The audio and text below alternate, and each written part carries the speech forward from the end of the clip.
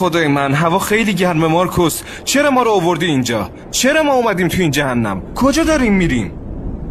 آزدانش رابرت. چی؟ منظورت چیه که کم حرف بزنم؟ محض رضای خدا مارکوس میشه جواب سوالمو بدی؟ یخ. بابا خب یه بارم به یه چیزی یخ نگو.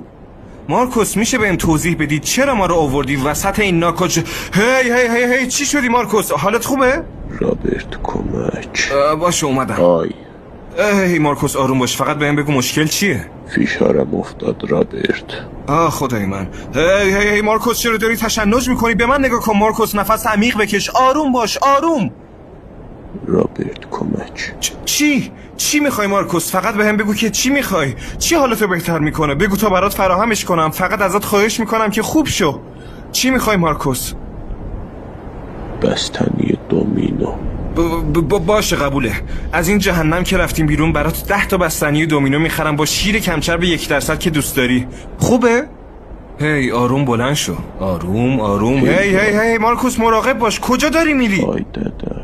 مارکوس رابرت کمک. مراقب باش. ای وای. مارکوس آی دادا. الان میام میگیرمت. رابرت. راستی چه عجب تو این قسمت مؤدب بودی. دومینو گفته حرف زشت بزنه میامونزه. هی اون حرفو نزن، زشته. تو بدون فوش دادنم خیلی بانمکی مارکوس. جز لره و دارم. منظورم این بود.